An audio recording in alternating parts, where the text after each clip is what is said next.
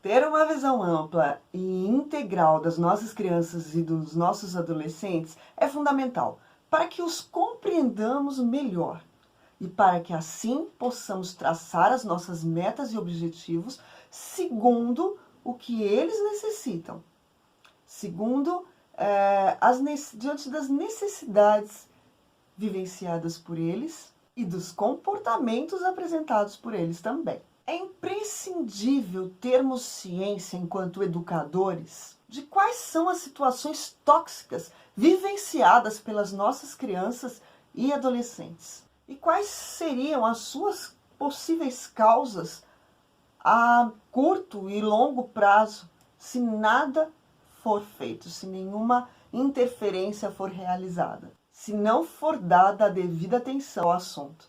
Temos que ter conhecimento, na verdade. Porque quando você tem o conhecimento, o feeling, a espécie de intuição, vamos dizer assim, não seria uma intuição, mas são dados, são sinais apresentados. Ter o conhecimento dos possíveis sinais de que circunstâncias ruins e negativas estão perturbando sua criança e seu adolescente, assim como violência física, psíquica, emocional, sexual, relações deterioradas, tóxicas, né? Quais são os sinais que podem se apresentar nessas situações para que possamos detectar que alguma dessas está acontecendo? Investigar melhor, na verdade.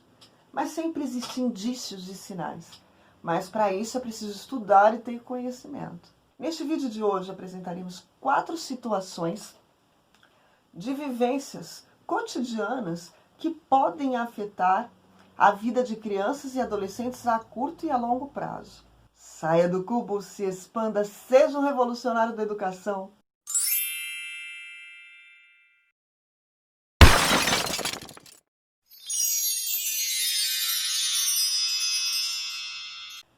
Eu sou Andréa Santaterra e este é o canal Confraria Revolucionária. Se este conteúdo faz algum sentido para você, deixe seu like, se inscreva no canal e ative o sino para ser lembrado assim que outro vídeo for publicado. Toda sexta-feira tem vídeo novo. Primeira situação: se a criança sofreu bullying, ela terá mais probabilidade de enfrentar grandes dificuldades quando adulto. Estudos científicos da Universidade de Warwick e do Centro de Saúde da Universidade de Duke, dentre alguns outros, já comprovaram que o bullying pode deixar marcas e de forma duradoura nas vítimas desta agressão. Muitas as trazem até a fase adulta e há outras que nunca conseguem superar o trauma vivenciado, tornando-se vítimas de transtornos psiquiátricos como depressão, por exemplo, a baixa autoestima, a insônia, síndrome do pânico, ansiedade, além de outros efeitos destrutivos. Estudos dizem que se você sofreu bullying quando criança, você provavelmente se tornou um adulto pouco prático. Existe um estudo britânico que acompanhou 7.771 pessoas dos 7 aos 50 anos. E eles descobriram que as vítimas de bullying na infância tinham baixa escolaridade, maior ansiedade e salários mais baixos. Segunda situação: exposição excessiva à violência, quer seja aquela vivenciada no contexto familiar, no contexto social, no seu território em que vive, ou aqueles vindo das mídias sociais, TV, enfim, todos eles. A discussão é antiga, mas está longe de terminar. Existem muitas controvérsias. Mas afinal, a violência retratada na TV, no cinema, influencia realmente a vida de alguém? O comportamento das pessoas? Será? Entre os especialistas, o que prevalece é que a representação da violência nas mídias sociais, na TV, no cinema, sozinha, prestem atenção, sozinha, não representam, não geram um comportamento agressivo e violento. Mas consideram que, mesmo assim, ela é sim um fator de risco. Da mesma forma que a condição social da pessoa deixa mais exposta a situações de violência, acesso à arma e a transtornos mentais. Isso acontece porque a percepção da criança sobre o mundo e como ela reage à realidade é resultado direto da sua observação e interação tanto com pessoas reais quanto com personagens de ficção. Ao verem na tela pessoas violentas, comportamentos agressivos e tendo um resultado benéfico na maioria das vezes, crianças e adolescentes podem acabar acreditando que tais atos ou comportamentos teriam uma maneira eficaz de resolver seus próprios conflitos. Os conflitos que se apresentam na vida. Isso é um problema. Se isso pode acontecer diante da ficção dos filmes, imagine a proporção, a escalada que se tem isso tudo vivenciado dentro da própria casa. Ou ali, no seu bairro, próximo de você. Pessoas reais cometendo tais atos e não havendo nenhum tipo de punição. Tem ideia? Ver alguém ser exaltado por ter cometido um ato de violência no seu bairro, no seu território, e que alcança status diante de todas, status e respeito, na verdade, diante de todos. Olha o que traz de mensagem para essa criança e para esse adolescente. As crianças estão vendo ali que ele não é nunca punido, ainda é respeitado por isso. Isso é ali no bairro. Imagine se isso estiver acontecendo dentro da própria casa. Um exemplo corriqueiro, a violência doméstica. Contra ele próprio, eles, a criança ou adolescente, ou com a mãe. Todo dia, todo dia. Todo mundo sabe, todo mundo vê, mas nada acontece com aquele agressor. Por isso, nós educadores temos que estudar para aprendermos a detectar os sinais que vai nos fazer acender ali uma fumacinha, que vai nos fazer prestar mais atenção nas situações, para tentar ajudar. O que pode ser apatia, que pode ser era quieto, ficou agitado, era agitado, ficou muito quieto, enfim, existem inúmeros sinais.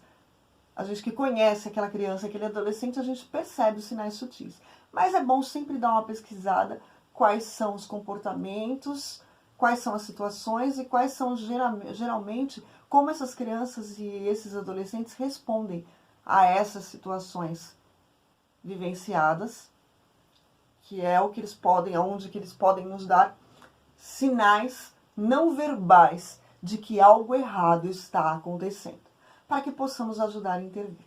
3. Apanhar muito na infância pode fazer com que essa criança e esse adolescente se torne um adulto dissimulado. Se a criança apanha muito durante a infância, ela pode sim se tornar um adulto dissimulado. No livro Drive, de Daniel Pink, ele explica que não vai se atingir o objetivo desejado se tentar se moldar o comportamento de crianças e adolescentes por meio de recompensas ou de punições. Ele explica que nessas situações, as crianças e adolescentes, ao invés de se corrigirem ao receber palmadas e retaliações, por exemplo, as crianças e adolescentes vão se empenhar cada vez mais em encontrar situações para que não sejam pegas de uma próxima vez. Esta criança e esse adolescente vai continuar com este mau comportamento, mas vai se esmerar em ficar cada vez melhor em não ser pego. 4. Traumas na infância podem ocasionar transtornos alimentares na fase adulta. Vários estudos indicam que existe uma correlação entre os transtornos alimentares e as situações vivenciadas, como o abuso sexual, dentre outras experiências traumáticas vivenciadas na infância. Este assunto é longo, é extenso, é complexo. Mas nós, educadores, devemos ter em mente, assim como eu disse nas situações anteriores, de que devemos estudar sobre eles, todas essas situações vivenciadas e quais são os seus sinais. Nós devemos estar atentos para fazer as intervenções necessárias, quer sejam administrativas, enfim, que seriam aqueles encaminhamentos, encaminho para a coordenadora pedagógica, encaminho para o assistente social, para o seu gerente, para a sua diretora. Tudo depende da hierarquia da onde você trabalha, certo? Isso tudo na intenção de pensar juntos o que pode ser feito Como eu disse, as intervenções que são essas, as intervenções administrativas são necessárias, a documentação toda da situação, e as intervenções pedagógicas. São intervenções de que façam, de alguma maneira, essa criança, esse adolescente possa externalizar essas suas dores e elaborá-las de alguma forma. E quando eu digo externalizar as suas dores, não necessariamente precisa ser em forma verbal. Ela raramente vai te dizer o que acontece. Ela não vai chegar para você, olha, então, ontem na minha casa aconteceu isso, isso e isso. Não. Então, cabe ao educador planejar, ter um bom planejamento de atividade que provoque isso, que ela externalize de uma forma em que ela não perceba, de uma forma tranquila, que aquilo, tudo que está dentro dela saia naturalmente, sem que ela tenha que responder nenhum questionário. Seriam atividades que mostrem que que existem pessoas que podem ajudar nas situações, tudo muito genericamente. Atividades que mostram que nós não estamos sozinhos no mundo, que as pessoas se ajudam nas resoluções dos problemas. Atividades que falem de esperança, de perspectiva de futuro. Atividades que trabalham a autoestima dessa criança e desse adolescente. Enfim, existe uma série de atividades que podem ser utilizadas, de estratégias que podem ser utilizadas. Nesse tipo de ação pedagógica que eu falei em todas as situações, temos que ter em mente que sozinho não fazemos nada. É necessário uma equipe multidisciplinar para dar conta da situação quando for detectada. Quando se detectar aquela fumacinha e ter que ser investigado. Então, sozinho você não vai conseguir. Na verdade, sozinho você pode até atrapalhar. Então, educador sozinho não faz milagre.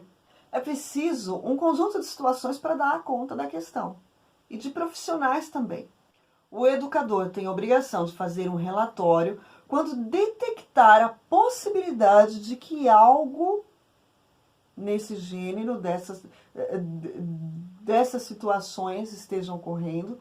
É uma fumacinha. Lembra que eu falei? É uma fumacinha, detectar mesmo. O educador tem que ficar atento e fazer um relatório e reportar ao seu superior. Registre tudo. Uma coisa que você acha que não tem a menor importância, registre. Vá registrando, dia após dia. E faça um relatório. Não é acerca do que você acha que pode estar acontecendo, não é isso. São fatos, né?